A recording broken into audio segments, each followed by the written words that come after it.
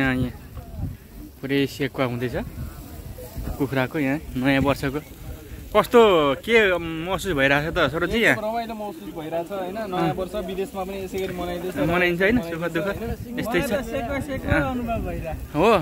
ल ल ल हाम्रो साथीहरु यहाँ सबै साथीहरु छन् आउने क्रम पनि जारी छ नि यहाँ खाँदै पनि छौं ल है साथीहरु के कस्तो भइरहेछ आज साथीहरुको न्यूजको लाइभमा न्यूज यो एबी न्यूज हैन यो उदाहरण ज्याप भयो हो बिजी तपाईको लाइभमा हैन ल है साथीहरु यस्तो छ हाम्रो चाहिँ यो नयाँ वर्ष यसरी मनाइदैछ रमाइलो गरेको हैन रमाइलो गर्दै साथीहरु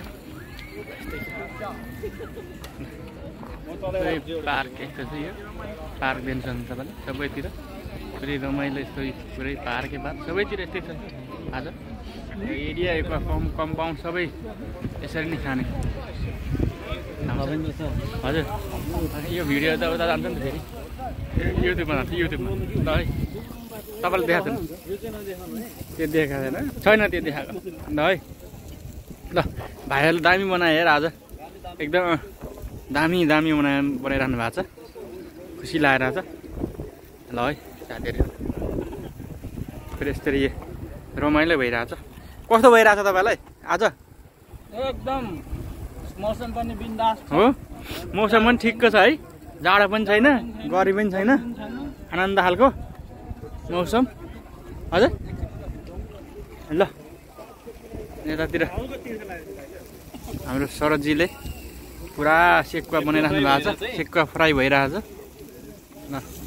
भाइहरूले दामी बनाइरहनु भएको छ सेकुवा यो चाहिँ तेस्रो लट होइन दोस्रो लट सकेर तेस्रो लटको घान भनौँ न ल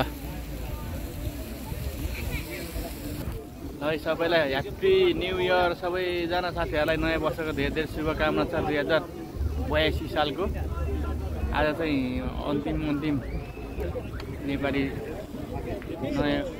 नेपाली वर्ष चाहिँ अन्तिम दिन हो आज भोलिदेखि नयाँ वर्ष सुरुवात लाग्छ